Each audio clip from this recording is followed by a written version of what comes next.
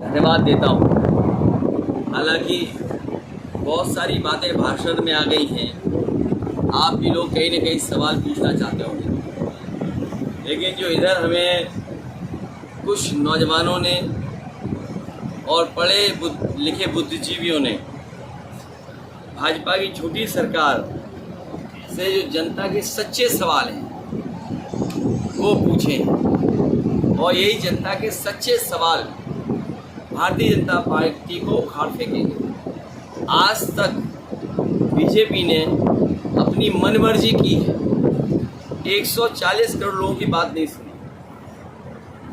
जो लोग संविधान को बदलना चाहते हैं, इस बार जनता उन्हें बदल देगी। अभी तक हमने मन की बात सुनी है, लेकिन इस देश की महान जनता, बाबा साहब भीमराव अंबेडकर जी के संविधान पे चलने वाले लोग, उन्हें अपना सब कुछ मानने वाले लोग, वो कहते हैं कि अब मन की बात नहीं चलेगी, अब संविधान की बात होगी। और भारतीय जनता पार्टी पता नहीं क्यों जब संविधान की बात आती तो पीछे हो जाते हैं। अपने बड़े बड़े नेताओं से उन्होंने स्टेटमेंट दिलवाए कि संविधान बदल दिया जाएगा, संविधान बदलेगा, चाहे वो मेरठ के प्रत्याशी हो, चाहे उनके कर्नाटक के एक नेता हो, चाहे अयोध्या से लड़ने वाले उनके प्रत्याशी हो। इसी तरीके से उन्होंने जगह जगह से कहलवाया और तभी इन्होंने नारा दिया 400 पार।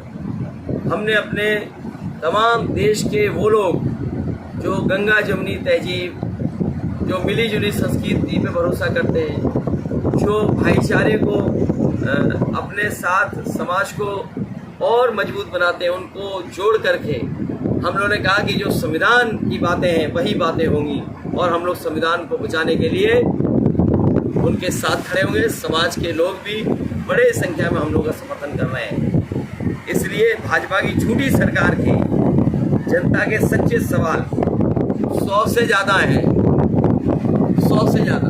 हम कुछ ही पढ़ सकते हैं।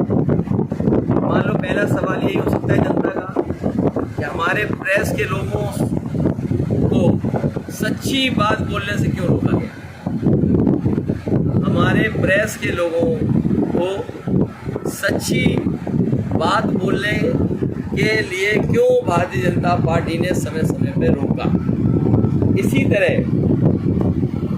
भाजपा ने बिना जांच परीक्षण के कोरोना का जानलेवा टीका जनता को क्यों लगवाया। भाजपा ने कोरोना की वैक्सीन बनाने वाली कंपनी से करोड़ों रुपए खाकर जनता के जीवन को जोखिम में क्यों डाला।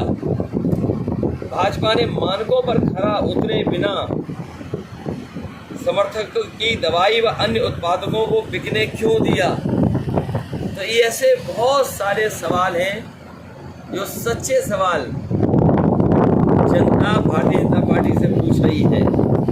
यही नहीं, भाजपा ने काले कानून को लागू करने के लिए हजारों किसानों की शहादत क्यों ली। भाजपा ने किसानों के रास्ते में कांटे क्यों बिछवाए। भाजपा ने किसानों पर लाठी क्यों चलवाई। ये वो सवाल हैं जिनका जवाब भारतीय जनता पार्टी के पास नहीं है। भाजपा ने जेल में अपराधियों की हत्याओं को होने क्यों दिया।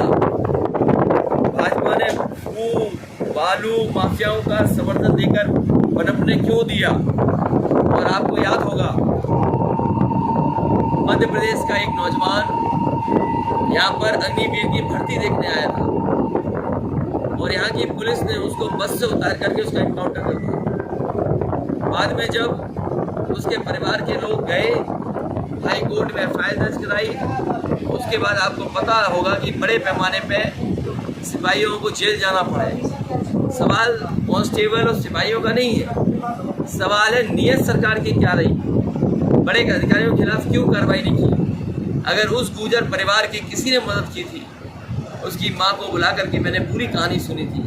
माँ ने बताया कि जब पुलिस ने गोली मार दी और पुलिस को लगा कि गलत व्यक्ति ने गोली मार दी, तो परिवार के लोगों को बिना बताए वो यहाँ अस्पतालों में इलाज कराते रहे। अगर सही तरीके से इलाज हुआ होता तो उसकी जान नहीं जाती। सरकार ने मदद नहीं की। उस परिवार की मदद हमने 5 लाख रुपए देकर की मदद की थी। वो गुर्जर समाज का बेटा था, वो यूपी में अग्निवीर भर्ती के लिए आया था, मध्य प्रदेश का रहने वाला था। सोचो ऐसी सरकार है, उसकी माँ सवाल सरकार से पूछ रही है कि आखिरकार मेरे बेटे को गोली क्यों मारी, और अगर गोली लग गई थी तो घर परिवार के लोगों को बुला करके अच्छा इलाज क्यों नहीं कराया। भाजपा ने सीसीटीवी कैमरे के सामने चंडीगढ़ मेयर चुनाव में धांधली होने क्यों दी। भाजपा ने सूरत और इंदौर में चुनाव जीतने के लिए नाजायज रास्ता क्यों अपनाया, अभी एक जगह और जीत लिया। भाजपा ने सरकारी एजेंसियों को अपने एजेंट के रूप में विपक्ष और विरोधियों के खिलाफ इस्तेमाल क्यों किया।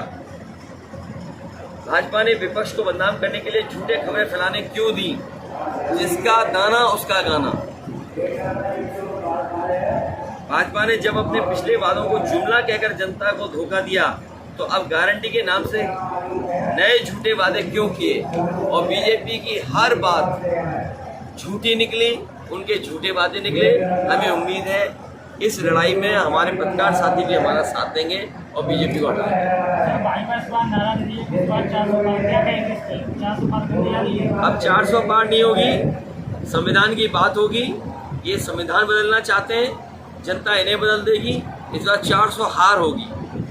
अध्यक्ष जी, बीजेपी का आरोप है कि पीडीए के नाम पर इंडी गठबंधन जो है वो एक धर्म विशेष को आरक्षण देना चाहता है। ये हमारे भारतीय जनता पार्टी के नेताओं से अच्छा झूठ कोई नहीं बोल सकता। हम लोग बाबा साहब भीमराव अम्बेडकर जी के संविधान की बात कर रहे हैं। बाबा साहब ने जो हमें आरक्षण दिया, हम उसकी बात कर रहे हैं।